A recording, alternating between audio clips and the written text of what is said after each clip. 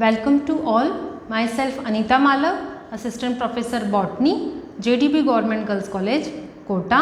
आज का हमारा टॉपिक है क्रोमोसोम स्ट्रक्चर। क्रोमोसोम दो शब्दों से मिलकर बना हुआ है, क्रोमो प्लस सोम से। Chromo means coloured and some means body, अर्थात कलर्ड बॉडी। नाउ हम देखते हैं कि क्रोमोसोम हमें कहाँ दिखाई देते हैं और क्रोमोसोम हमें कब दिखाई देते हैं। क्रोमोसोम हमें न्यूक्लियस में दिखाई देते हैं, लेकिन हमें न्यूक्लियस में भी यह केवल at the time of cell division, मध्य अवस्था में ही हमें यह देखने को मिलते हैं। इंटरफेस अवस्था में क्रोमोसोम हमें कुछ सूक्ष्म कुंडलित संरचना, जालनुमा संरचना के रूप में दिखाई देते हैं, जिसे हम क्रोमेटिन फाइबर कहते हैं। क्रोमेटिन जो होता है वह डीएनए प्लस प्रोटीन का बना हुआ होता है। क्रोमोसोम को हम देखें तो क्रोमोसोम एसिटोकार्बिन और बेसिक फ्यूजन से स्ट्रेन होते हैं। क्रोमोसोम को सबसे पहले डिस्कवर किया था स्ट्रॉसबर्गर ने, और क्रोमोसोम नाम जो दिया था वह वॉल्डेयर ने दिया है। क्रोमोसोम की हम साइज़ देखें तो क्रोमोसोम की साइज़ 0.25 माइक्रोन से 30 माइक्रोन तक पाई जाती है। अगर हम ट्रिलियम पादप में देखें, ट्रिलियम पादप में काफ़ी लंबे क्रोमोसोम पाए जाते हैं, 30 माइक्रोन तक इनकी साइज़ होती है। कुछ क्रोमोसोम जाइंट क्रोमोसोम भी होते हैं जो काफ़ी बड़े होते हैं, जैसे उभयचरों में पाए जाने वाले लैम्ब्रश क्रोमोसोम और इंसेक्ट्स में पाए जाने वाले, इंसेक्ट्स के साइवरी ग्लैंड में पाए जाने वाले पॉलीटीन क्रोमोसोम। नाउ हम मॉर्फोलॉजी देखें तो क्रोमोसोम पे हमें कई डिफरेंट रीजन देखने को मिलते हैं। अगर आप क्रोमोसोम को देखें तो हमें कुछ ऐसे स्ट्रक्चर क्रोमोसोम की दिखाई देती है।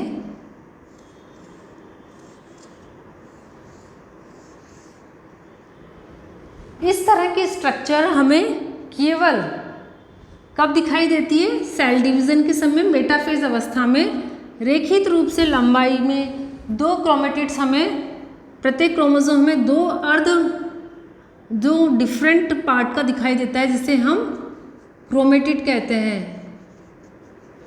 बीच से विभाजित। इसको हम क्रोमेटिड कहते हैं। प्रत्येक गुणसूत्र दो क्रोमेटिड का बना हुआ होता है और सेंट्रोमियर से जुड़ा हुआ दिखाई देता है। अगर हम एक क्रोमेटिड को देखें, दिस इज ए क्रोमेटिड, इस क्रोमेटिड के अंदर हमें एक सूक्ष्म रचना जो हमें दिखाई दे रही है, फाइबर नुमा जो संरचना हमें दिखाई दे रही है, इसको हम कहते हैं क्रोमोनीमेटा। तो क्रोमेटिड के अंदर जो धागे नुमा संरचना है, उसको हम थ्रेड लाइक स्ट्रक्चर है, उसको हम क्रोमोनीमेटा कहते हैं, और यह 2 से लेकर 32 तक हो सकते हैं। गुणसूत्रों में एक ऐसा स्थान भी होता है जो संकीर्णित होता है, कॉन्स्ट्रिक्टेड होता है, जहाँ पर दोनों क्रोमेटिड आपस में जुड़े हुए दिखाई देते हैं। इसको हम कहते हैं सेंट्रोमियर, या इसको हम प्राइमरी कॉन्स्ट्रिक्शन भी कहते हैं। At the time of cell division centromere पर हमें प्रोटीन डिस्क दिखाई देती है, जिसको हम काइनेटोकोर कहते हैं। काइनेटोकोर वह स्थान है जहाँ पर स्पिंडल फाइबर आकर जुड़ते हैं और दोनों क्रोमेटिड्स को डिवाइड करके डिफरेंट पोल तक ले जाते हैं। तो ये इसका फंक्शन हो गया कि सेंट्रोमियर का क्या काम है।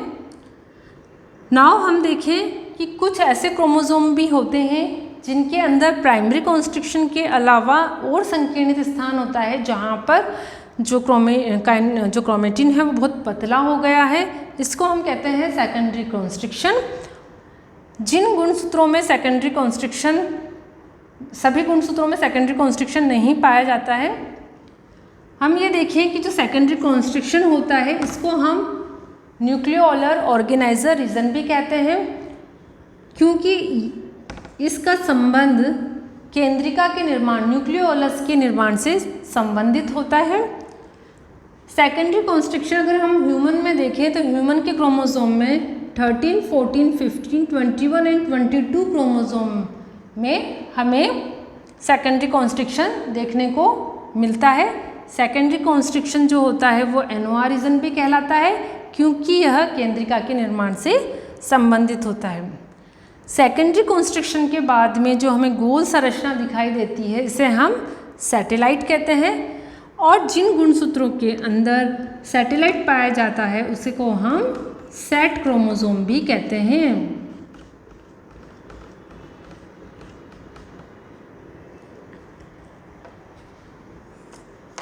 Now telomere. अगर हम गुणसूत्र को देखें तो जिसके अंतिम सिरे होते हैं वह राउंडेड होते हैं। यहाँ पर जो डीएनए होता है वो लूप में होता है, इसको हम टीलोमियर कहते हैं। और टीलोमियर का जो संबंध होता है वह एजिंग से होता है। टीलोमियर जो होते हैं ये गुणसूत्रों को आपस में चिपकने से रोकते हैं, और जो न्यूक्लियस एंजाइम है उससे भी गुणसूत्रों को बचाते हैं। तो यह टीलोमियर का काम हो गया है। नाउ हम एक चीज़ देखते हैं कि जो टीलोमियर है यह विशिष्ट क्यों होते हैं।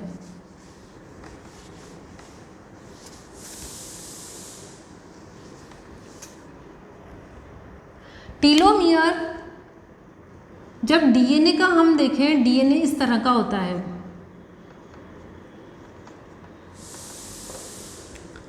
जो डीएनए है यह डबल स्ट्रैंडेड होता है।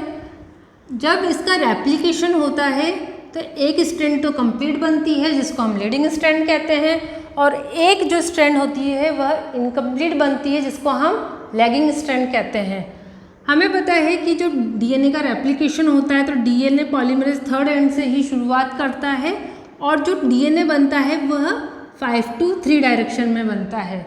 तो इस वाले टेम्पलेट पे तो डीएनए कंप्लीट बनेगा, लेकिन इस वाले टेम्पलेट पे जो डीएनए होगा वह इनकम्प्लीट बनेगा। तो एक एंजाइम होता है टीलोमरेज। यह एंजाइम इस एंड पर टेम्पलेट को जोड़ता है। कई रिपीटेड टेम्पलेट यहाँ पर रिपीटेड सीक्वेंसेस यहाँ पर आकर जुड़ जाती हैं, और जो इनकम्प्लीट बना था लैगिंग स्ट्रैंड वह अब कंप्लीट हो जाता है।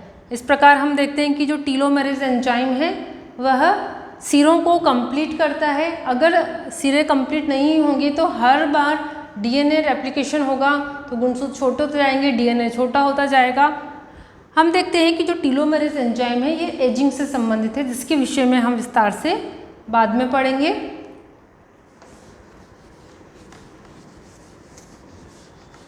नाउ ये हमारी मॉर्फोलॉजी हो गई। एक बार हम फिर से इसको देख लें मॉर्फोलॉजी को, कि जो प्रत्येक क्रोमोसोम होता है वह 2 अर्ध गुणसूत्रों का बना हुआ होता है, जिसे हम क्रोमेटिड कहते हैं। प्रत्येक क्रोमेटिड के अंदर हमें थ्रेड लाइक स्ट्रक्चर दिखाई देती है जिसे हम क्रोमोनिमेटा कहते हैं, और प्रत्येक क्रोमोनिमेटा इनकी संख्या 2 से लेकर 32 तक हो सकती है। नाउ क्रोमोसोम के अंदर जो कॉन्स्ट्रिक्टेड स्थान है इसको हम सेंट्रोमियर कहते हैं, इसको हम प्राइमरी कॉन्स्ट्रिक्शन भी कहते हैं। यह जो स्थान है यहाँ पर स्पिंडल फाइबर आकर जुड़ते हैं। यहाँ पर एक प्रोटीन डिस्क होती है जो केवल सेल डिवीज़न में ही हमें दिखाई देती है, इसे हम काइनेटोकोर कहते हैं। और स्पिंडल फाइबर जब यहाँ आके जुड़ते हैं तो दोनों क्रोमेटिड्स को डिफरेंट पोल पर लेकर जाते हैं। कई बार क्रोमोसोम में हम देखते हैं सेकेंडरी कॉन्स्ट्रिक्शन भी हमें दिखाई देता है। सेकेंडरी कॉन्स्ट्रिक्शन जो होता है इसके बाद जो गुणसूत्र का हिस्सा बचता है उसे हम सैटेलाइट कहते हैं, और जिन गुणसूत्रों में सैटेलाइट होता है उसे हम सेट क्रोमोसोम कहते हैं। नाउ टाइप्स ऑफ क्रोमोसोम, यहाँ हम अभी सेंट्रोमियर की जो पोजीशन है अकॉर्डिंग टू सेंट्रोमियर पोजीशन हमें 4 प्रकार के गुणसूत्र को हम बांट सकते हैं। फर्स्ट है टीलोसेंट्रिक, दूसरा है acrocentric, submetacentric and metacentric.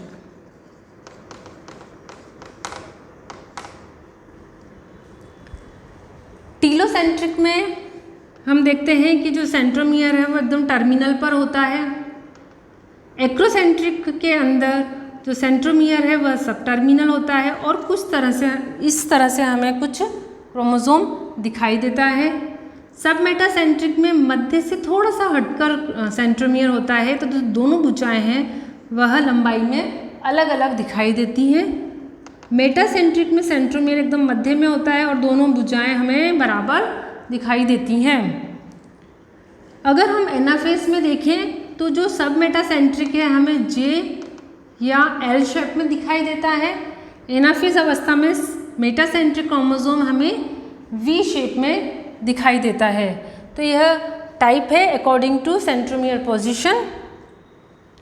Telocentric, sub acrocentric, sub metacentric and metacentric. Now हम फंक्शन हमने देखा कि जो क्रोमोसोम है इसका मेन फंक्शन क्या है। जो क्रोमोसोम होता है हमने देखा ये हेरिडिटरी मटेरियल है क्रोमोसोम, और इसका क्या काम है, यह एक पीढ़ी से दूसरी पीढ़ी में जीन्स को लेकर जाता है ताकि समानता बनी रहे। यह सेल डिवीज़न को कंट्रोल करता है, क्योंकि जो पेरेंट सेल है उससे जब सिस्टर सेल बनती है तो उसमें क्रोमोसोम का नंबर सेम रहना चाहिए, पूरा जेनेटिक मटेरियल सेम जाना चाहिए। तो इस प्रकार से क्रोमोसोम चेक करते हैं कि पूरा जेनेटिक मटेरियल सिस्टर सेल में गया है या नहीं।